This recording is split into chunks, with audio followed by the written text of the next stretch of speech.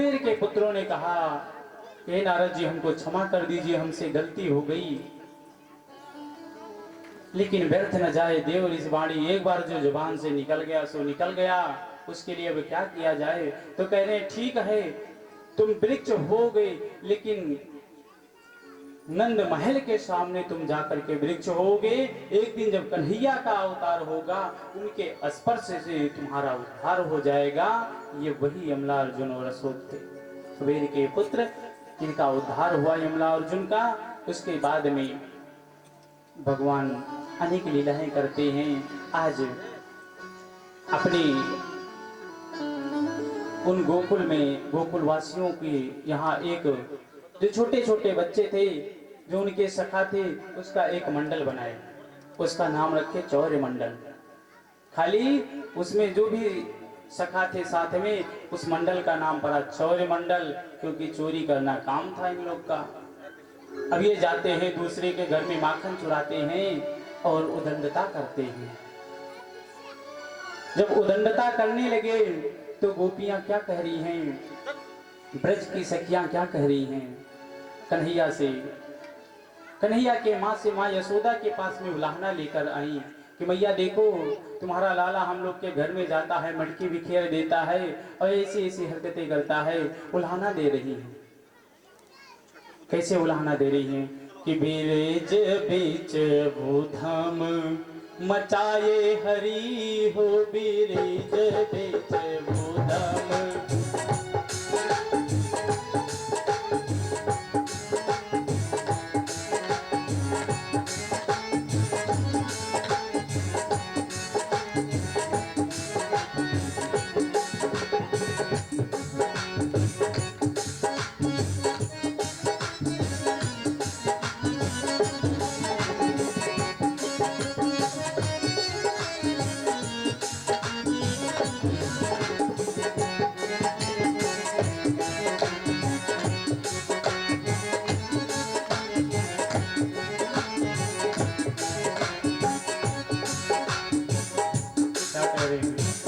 सखियां कह रही हैं कि हार मोरा तोड़े बाजू बंद मोरा तोड़े, हार मोरा तोड़े बाजू बंद मोरा तोड़े, हार मोरा तोड़े बाजू बंद मोरा तोड़े।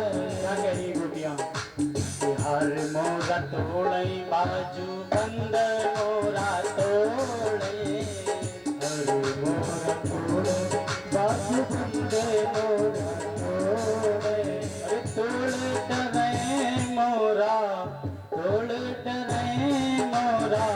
नच कैलरी हो बेरे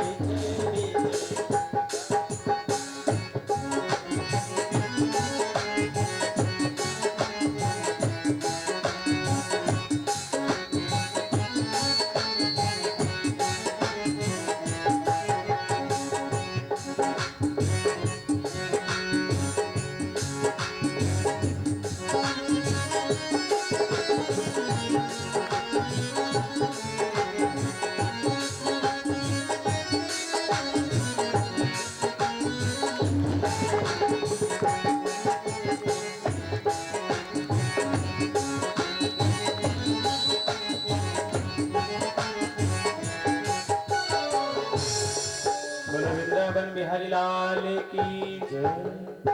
साउंड सर्विस वाले भैया जहां कहीं भी हो अपने मशीन के पास आ जाए। बोलो वृंदावन बिहारी लाल की। क्या हुआ, कन्हैया अनेक लीलाएं करते हैं। एक दिन क्या हुआ, अपने घर में जब मैया मक्खन निकाल रही थी, उसी समय कन्हैया पहुंच गई और क्या कह रहे हैं, उस मथानी को अपने हाथ में ले लिया और कह रहे हैं कि मैया लाओ हम मक्खन निकालते हैं। कन्हैया मक्खन निकालने जा रहे हैं। जब कन्हैया ऐसा कहे, माँ यशोदा मथानी दे दी, और जब मथानी दे दी तो क्या हुआ, सिंधु कांपने लगा। सिंधु मतलब सागर, सागर कांपने लगा कि अरे ये क्या होने जा रहा है। भोले बाबा घबरा गए कि अरे कन्हैया फिर मथानी पकड़ लिए। एक बार मथानी पकड़े थे जब समुद्र मंथन हुआ था, कच्छप का रूप धारण करके, और समुद्र जब मंथन हुआ तो समुद्र की सारी नसें टूट गई थी। आज समुद्र को वही याद आ रहा है। आज कन्हैया जब मथानी को पकड़े तो क्या कह रहे हैं कि जब दधरे पोहरी हाथ लियो री, जब दधरे पोहरी हाथ लियो री।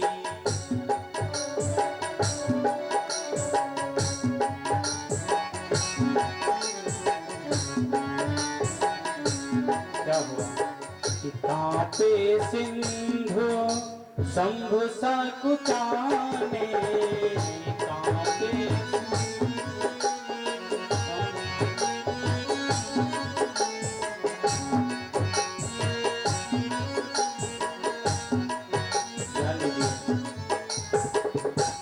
क्या हुआ जब दधेरी को, दही का दुश्मन कौन है? मथानी खैलर। जब दधे रिपो हरि हाथ लियोरी, जब भगवान अपने हाथ में मथानी को पकड़ लिए तो कांपे सिंधु शंभु सकुचानी। सिंधु मतलब सागर, कांपने लगा कि अरे अब क्या होगा। एक बार जब समुद्र मंथन हुआ था तो हमारी सारी नसें टूट गई थी। आज लग रहा है वही लीला फिर करने जा रहे हैं। भोले बाबा कहे कि अरे प्रभु ये क्या करने जा रहे हो? जब समुद्र मंथन हुआ था तो विष निकला, एक बार विष निकला तो पान कर गया, अभी वो गले में रखा है, और दोबारा निकलेगा तब कहाँ ले जाएंगे उसको? उस विष को अब कहाँ लेकर जाएंगे? भोलेनाथ सच्चा गए। उसके बाद में कह रहे हैं अब न जाए वृषपान की ओर, अब विष कहाँ पिया जाएगा मुझसे। और क्या हुआ? सुर भय मगन असुर भय संकित। सुर मतलब देवता, देवता प्रसन्न हो गए कि फिर लग रहा है अमृत पान करने को मिलेगा। और असुर मतलब देवता घबरा, असुर मतलब जब असुर घबरा गए, कह रहे हैं राक्षस लोग घबरा गए, कह रहे हैं कि अरे लग रहा है फिर से देवासुर संग्राम होगा, फिर हम लोग मारे जाएंगे। भगवान अनेक लीलाएं करते हैं। आज कन्हैया जब और बड़े हो गई तो गाय चराने के लिए अपने सखाओं के साथ में गौ को लेकर गौ चराने जाने लगे। वहां क्या हुआ, एक दिन की बात है, जब ये लोग गौ चराने जाते थे तो वहां क्या होता था, कन्हैया के लिए जो इनके सखा लोग रहते थे कुछ न कुछ उपहार लेकर जाया करते थे, भोजन प्रसाद। कन्हैया कभी अपने घर से कुछ लेकर नहीं गया खाने के लिए। जो भी इनके सखा जाते थे कुछ न कुछ लेकर जाते थे। आज क्या हुआ, अब कन्हैया के जितने भी सखा थे वो सब गरीब थे, जितने भी सखा थे सब गरीब थे। एक दिन क्या हुआ, कन्हैया कह रहा है आज जो मधुमंगल लेकर आया है मैं वही चीज खाऊंगा। लेकिन मधुमंगल देखो इतना गरीब था कि उसके यहाँ 3 दिन से भोजन नहीं बना था। 3 दिन की बासी कढ़ी घर में रखी थी, वही कढ़ी उठाकर वो लेकर गया था, किसी को पान कर लेंगे हम, वही कढ़ी लेकर गया था। और जब भगवान ऐसा कह दिए, कन्हैया कह दिए, तो मधुमंगल सोचने लगा कि अरे मैं 3 दिन की खट्टी खड़ी लेकर आया हूँ खाने के लिए, और अभी कन्हैया मांग रहा है, मैं उसको कैसे दूंगा, ये बासी कढ़ी कैसे उसको दूंगा खाने के लिए। उसके मन में तरह तरह की बातें चलने लगी कि अगर मैं नहीं देता हूँ तो यही कहेंगे कि ये मित्र होकर के हमको नहीं दिया, अगर मैं दूं तो इसको हमारी कमजोरी पता चल जाएगी कि इनके यहाँ कुछ खाने के लिए नहीं है, ये बासी कढ़ी लेकर आता है। जब वो ऐसे धर्म संकट में पड़ गया तो मधुमंगल सोचने लगा, कह रहा है अपने मन में ही सोच रहा है कि देखो मैं कन्हैया के सामने ही इस कढ़ी को पी लूं, अगर उन्हीं के सामने ये कढ़ी पान कर जाऊं तो कन्हैया को ये भी लगेगा कि इसके घर में है, इसीलिए लेकर आया। उनको ये तो पता नहीं चलेगी खट्टी है कि मीठी है, यही हुआ कि मित्र होते हैं, नहीं दिया कोई बात नहीं। यही सोच करके मधुमंगल ने अपने टिफिन को खोला और कढ़ी कन्हैया के सामने पीना शुरू कर दिया। और जब कन्हैया के सामने सारी कढ़ी पी गया जल्दी जल्दी में, लेकिन सब अंदर नहीं गया था, मुंह में ही रखा था। कन्हैया ने क्या किया, दोनों हाथों से इसे मुंह पे मारा, कढ़ी बाहर। जब कढ़ी बाहर आ गई तो कन्हैया मधुमंगल के मुंह को चाटने लगा। मित्र का प्रेम देखिए, भगवान कहते हैं कि भाव का भूखा हूं मैं, कि भाव ही एक सार है, कि भाव से जो हमें भजता, कि भाव से बेड़ा पार है। भगवान भाव के भूखे हैं। भगवान फूल माला और मीठा और फल के भूखे नहीं, भाव के भूखे हैं। आज जब मधुमंगल के मुंह को भगवान चाटने लगे तो ब्रह्मा जी देखे कि अरे ये भगवान नहीं हो सकते हैं। अगर ये भगवान होते तो एक ग्वारिये का एक बाल के मुंह को चाटते। ब्रह्मा जी परीक्षा लेने के लिए क्या किए, यहाँ क्या होता है, जब सब ग्वाल बाल गऊ को चराने जाते थे तो उसमें नंबर लगता था, इस बार तुम गाय लाने जाओगे, इस बार तुम लाने जाओगे। और जब गाय लाने जाने के लिए नंबर आया तो कन्हैया का ही नंबर था। कन्हैया से कहा गया, कन्हैया जाओ लेकर आओ, अब घर लेकर चला जाओ। कन्हैया जब गऊ को लाने गए तो वहां क्या देखते हैं, एक भी गैया नहीं है, ना बछड़े हैं, सब गायब। भगवान देखे अरे कहाँ सब चली गई। जब आंख बंद करके अपने ध्यान से देखे तो क्या पता चला, ब्रह्मा जी लेके जा रहे हैं अपने लोक में। भगवान कहे ले जाओ, यहाँ हम फिर दूसरी तैयार कर ले। जब हम ही को बनाना है तो हम यहाँ दूसरी बना लेंगे। जितनी गऊ और बछड़ों को लेकर के ब्रह्मा जी गए थे उतनी गाय और बछड़े यहाँ भगवान तैयार किए और लेकर चल दिए घर की तरफ। और जब घर की तरफ चले तो जहाँ ग्वाल बाल लोग सब खड़े हुए थे, बैठे हुए थे, जब उनके पास पहुंचे तब देखे वहां ग्वाल बाल भी गायब हैं। भगवान कहे कोई बात नहीं, तुम आज हमारे साथ चल कर रहे हो, ठीक है। उतने जितने ग्वाल बाल वहां पर थे उतने ग्वाल बाल को ने भगवान ने प्रकट कर लिया और लेकर सबको घर चले गए। ऐसे होते करते साल भर बीत गया। जब साल भर बीत गया तो ब्रह्मा जी कहे कि चल के अब देखते हैं उस ग्वारिये का, उस ग्वारिये को चल कर देखते हैं कि क्या हुआ उसका। जब वो देखने के लिए गए ब्रह्मा जी तो क्या देखते हैं कि जितने ग्वाल बाल को, जितने गाय को हम लेकर ब्रह्मलोक में विराजमान कर दिए हैं, उतने ग्वाल बाल और उतनी गौएं वहां फिर से चल रही हैं, घास खा रही हैं, ग्वाल बाल आपस में खेल रहे हैं। वही लीला हो रही है नित्य की भांति में, वही सब कुछ चल रहा है। जब इस दृश्य को देखे ब्रह्मा जी कह रहे हमने तो भगवान के साथ में छल कर लिया, ये तो ब्रह्म है, ब्रह्म के साथ में हमने छल कर लिया। तो कहे कि चलो माफी मांग लेते हैं भगवान से। तो क्या किए, 40 श्लोकों में ब्रह्मा जी ने भगवान की स्तुति की। 40 श्लोकों में स्तुति की, फिर भी भगवान नहीं माने। और जब नहीं माने तो क्या करते हैं, ब्रह्मा जी कहे चल के मिल के मनाते हैं। आज भगवान क्यों नहीं माने, जब भगवान के पास में ब्रह्मा जी आने लगे तो भगवान भी लीला समझ रहे थे कि आज तुम हमारे साथ छल किए थे, आज हम तुम्हारे साथ छल करेंगे। जब ब्रह्मा जी भगवान के पास में आने लगे, भगवान वहां से अंतर ध्यान, भगवान गायब। जब ब्रह्मा जी वहां पर आए ग्वाल बालों के बीच में तो वहां पर ना ग्वाल बाल मिले और ना भगवान मिले। भगवान कहाँ पहुंच गए, ब्रह्मलोक में पहुंच गए। और जो पहरेदार लगे हुए थे वहां पर, द्वारपाल लगे हुए थे, उनसे क्या कह रहे हैं, ब्रह्मा जी का रूप धारण करके भगवान पहुंच गए और कह रहे हैं देखो आजकल नकली ब्रह्मा बहुत घूम रहे हैं। अगर कोई आए कहे कि मैं ब्रह्मा हूं तो किसी के ऊपर विश्वास मत करना और किसी को अंदर आने मत देना। जैसे कहे, द्वारपाल ने कहा ठीक है।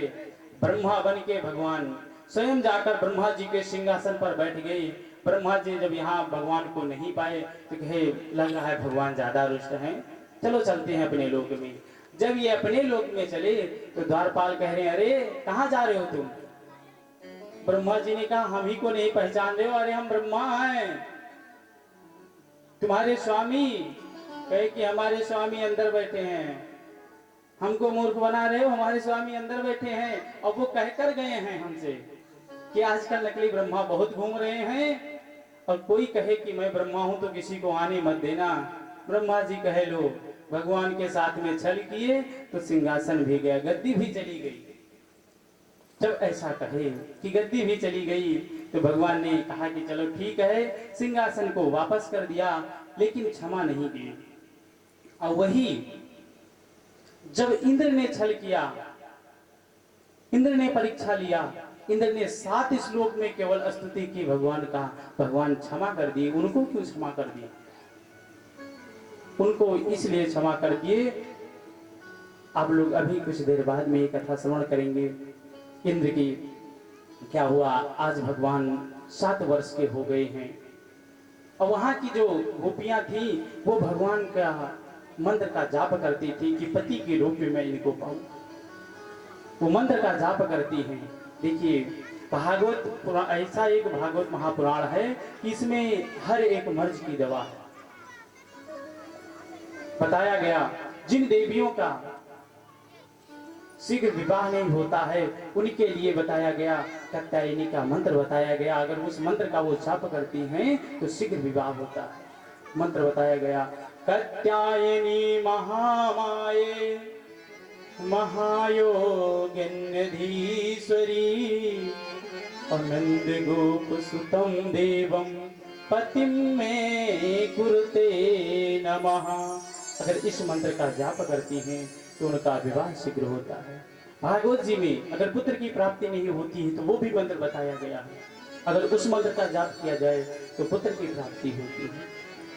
देवकी सुत गोविंदो वासुदेव जगतपते देहि में तनयं कृष्ण तामहं शरणं गतः। भागवत जी में ऐसे ऐसे मंत्र लिखे हैं। आज क्या हुआ, इसी कात्यायनी मंत्र का जाप कर रही हैं वहां पर देवियां, और भगवान को पाने के लिए, जब भगवान को पाने के लिए मंत्र का जाप करती हैं, एक दिन क्या हुआ, वरुण जी महाराज भगवान के पास शिकायत लेकर पहुंच गए कि प्रभु यहाँ पर जल के जो देवता होते हैं वो वरुण होते हैं। वरुण जी महाराज कह रहे हैं कि जल में स्त्रियां आती हैं, गोपियां आती हैं और नग्न स्नान करती हैं, इसलिए हमारा अपमान होता है। प्रभु कोई उपाय करिए जिससे ये ऐसा ना करें। भगवान ने कहा ठीक है।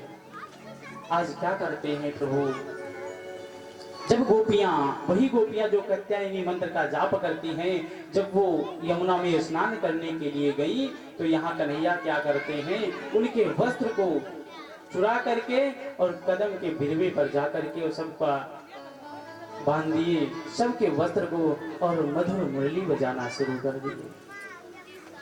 सुंदर मुरली बजा रहे हैं, उसी वृक्ष पर बैठ करके मुरली बजाते रहे।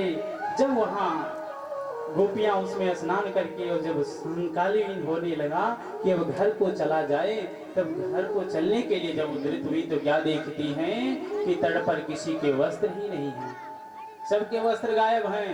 वस्त्र कहाँ है, देख रहे हैं सब टहनियों पे बंधे हुए हैं।